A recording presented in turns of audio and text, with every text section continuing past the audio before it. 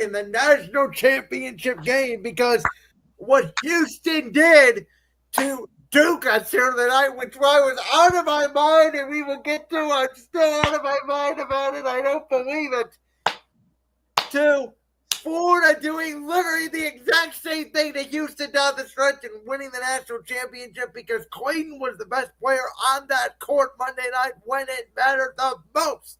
Yeah, but if it wasn't for Richard in the first half, Florida's not in that game. Well, that was a defensive game. It was right in the hands of Houston. Like, what was it, 25-20 at one point near the end of halftime? Yeah. And then Houston goes on that run. They go up 12, and then they just flat out folded. Yeah. Walter Clayton did not have a great game in the first half. Whoa. But he turned it on. He scored 0. Yeah. The leading scorer actually for the Gators in that game was Will Richard with 18. So he was the one who really kept them in it. And man, just look at what Florida did throughout their run. They had to come back against the 2-time defending champion UConn Huskies in the second round. They came back against Texas Tech. They had to come back against the number 1 overall seed and fellow SEC mate Auburn in the final. That was a flat-out choke job, in my opinion, by Auburn. And they had to come back against Houston in the national championship. And what's crazy is, even though we had a Final Four of all number 1 seeds going into the tournament, I personally thought the 1 seed that was the least likely to get to the Final Four was Florida. And yet, here they are, sitting atop college football's highest summit. College basketball. But you know what's funny? I mean, for everybody like yourself, Josh, that said, oh, this tournament's boring. We didn't get I was wrong. Cinderellas. Yeah, how about that Final Four? Those were maybe 2 of the best college basketball games in like the last half decade. And I think you're going to start seeing more of this.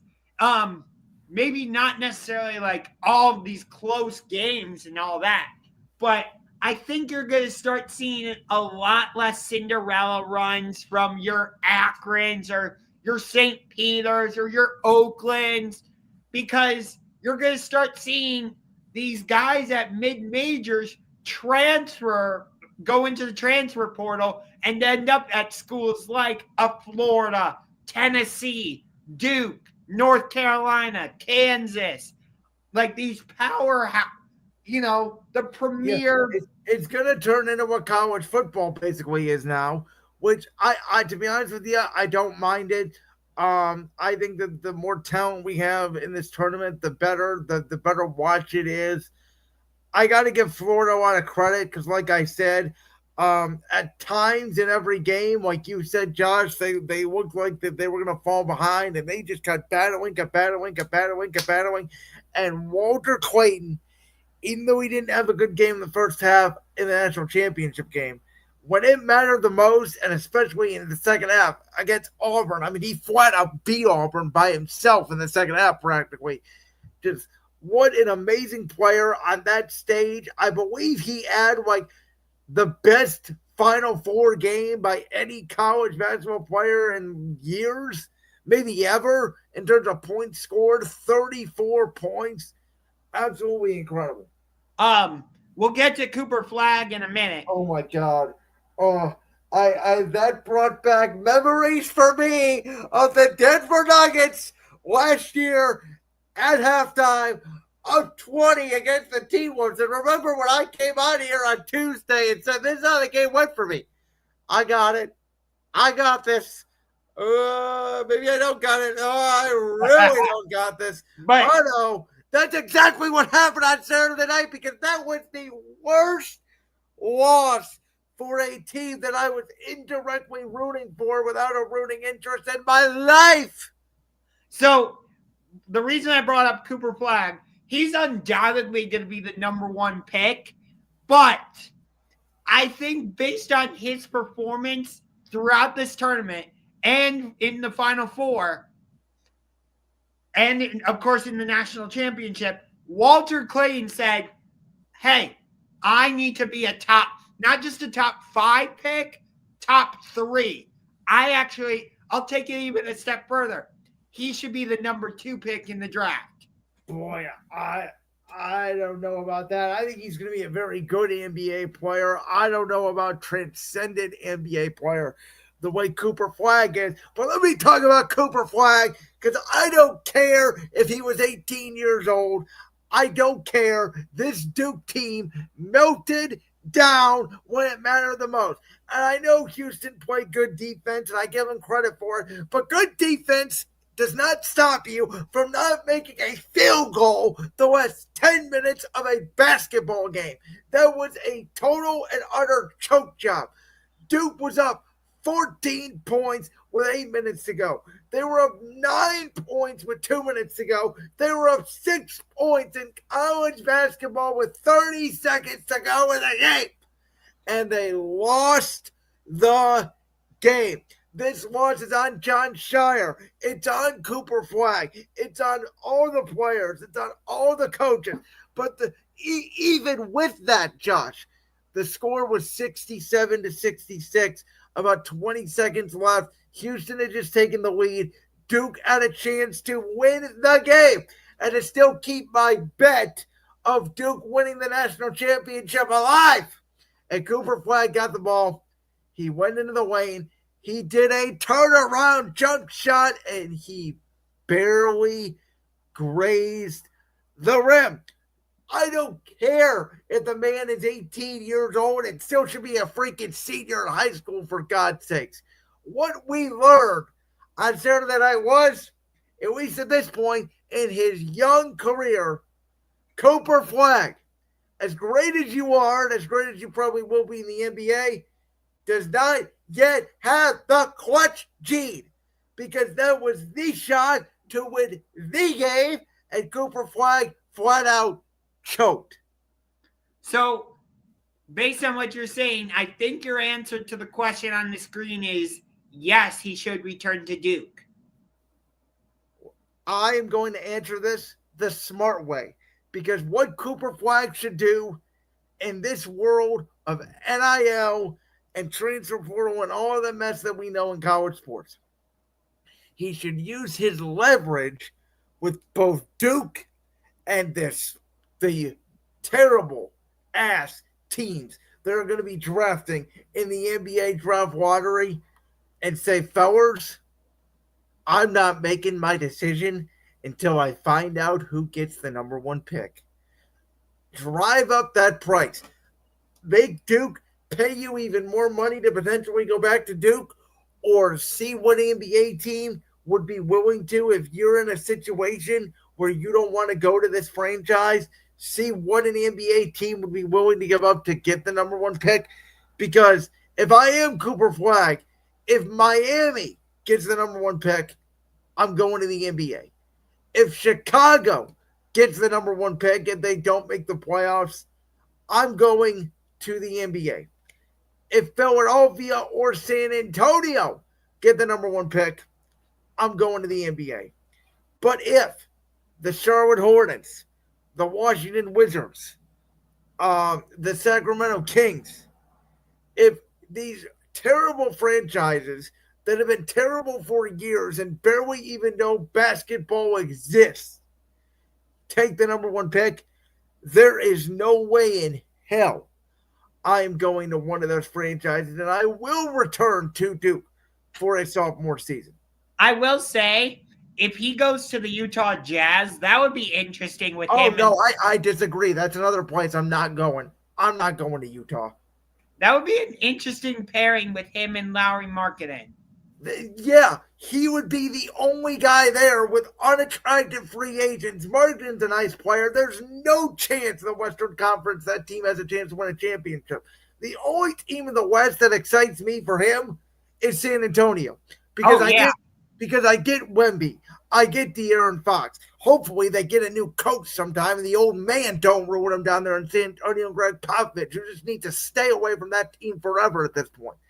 That's the only team in the West that I'm excited about for him going, Because the West, as we just talked about when it comes to the playoffs, it's a freaking gauntlet. I mean, imagine him in the same conference with SGA, Jokic, LeBron, Luka, Kawhi, Ja, Houston's guys, Ben Thompson, Jalen Green, Sengun. Or in the East, it's like, I got to go through Josh Ungar's guy, Jason Tatum. I Yeah. got to go through Donovan Mitchell. And Giannis don't really scare me because the Bucks stink. I think Cooper Flagg could get into the playoffs, maybe even the second round if the cards fall right in the East in his rookie season. Or in the Yeah. West, he might win 18 games. Yeah. True. Um, it's more than likely it's going to be somebody like Washington or Charlotte or a Utah that ends up with the number one pick because those teams were terrible. I think Chicago, like I said, if I was them, I would do everything in my power to lose the play-in tournament games. I would not waste my time, and I would try to get lucky with a ping pong ball.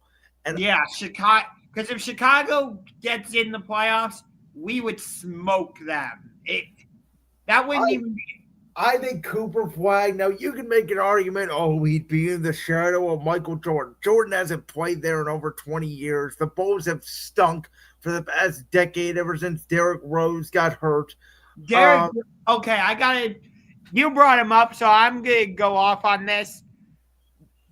Derrick Rose has got to be one of, if not the biggest what ifs in the NBA. Because when they drafted him number one overall, you saw the instant impact Derrick Rose had with the Chicago Bulls. Until LeBron made him his daddy. Huh? Until LeBron made him his daddy when he was with Miami. Yes, but you saw what Derrick Rose was doing with the Bulls. He won Rookie of the Year. He won MVP. Until they got smoked by Miami. Yes. Again, correct. I will reiterate. Yes, that part is true. But, like, a lot of people were saying that he was the most athletic point guard the NBA had ever seen until he got injured. But does athletic win championships? Derrick Rose, John Morant, Russell Westbrook. Does that win you a championship? I would argue no. Okay. And I think that's part of the reason why Durant left Oklahoma City. That is the exact reason why Durant left Oklahoma City. But it's just, I have to say, that's one of the biggest what ifs. The other big what if, when it comes to specifically the Eastern Conference, what if Joel Embiid would have stayed healthy and never gotten injured? That's the bigger what if to me. Really? Because I thought Philly had a legit case for years to call themselves at least the second best team in the East, if not the best. And the even more what if is, what if Ben Simmons would have actually learned how to shoot? Yeah. That Philly team with Embiid and Simmons, I don't care what anybody says, the 2019 team with Ben Simmons, Joel Embiid, Jimmy Butler, and Tobias Harris, if Kawhi Leonard does not go ring-ding around the Rosie, JJ Redick as well. If Kawhi Leonard does not make maybe the greatest clutch shot in the history of the NBA, I predict the Philadelphia 76ers that year would have won the title. I will say it forever. I thought that team was destined and that was their best shot. And after that, everything has gone downhill. And I think Cooper Flagg would have a chance to right that Philadelphia wrong. Because if you get Cooper Flagg, you can move off, in my opinion, Paul George. You can move off Embiid. You can move forward with him and Maxey and whatever you would get for those two other players and start your rebuild back to the top. And as we mentioned, outside of Cleveland and Boston, the Knicks don't scare you. Milwaukee, in my opinion, is on the downhill. As good as Indiana is, you like Tyrese Halliburton more than I do, but I don't think he's this all-world top 5 player in the league. So I think that Cooper Flagg in Philadelphia could be really interesting like that. I agree with you. he would definitely have the easiest path if he were to go to the Eastern Conference, but not if he goes to the Hornets or the Wizards. Hell no. The crazy one would be, and again, I said they have no chance. If they somehow make the playoffs, I'll fall on the floor. What if he ended up in Dallas? Oh God. Oh Lord. Would that, if he turns out, again, hypothetical, if he wins you a championship, I think you would say, okay, the Luka trade was worth it. God. I don't even know what to say to that. Him and AD, by the way, could compete in the West. I didn't think about that, but you know what? That in the West, that works.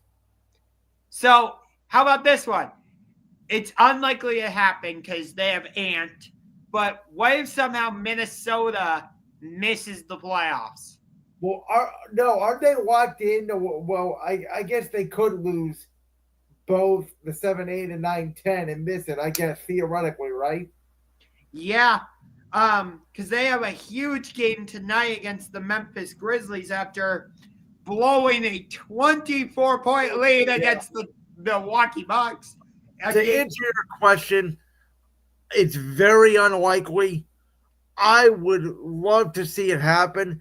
I still don't know if that team is for the next few years a perennial championship contender because I think they're very Ant dependent, but Cooper Flagg would be a big difference maker.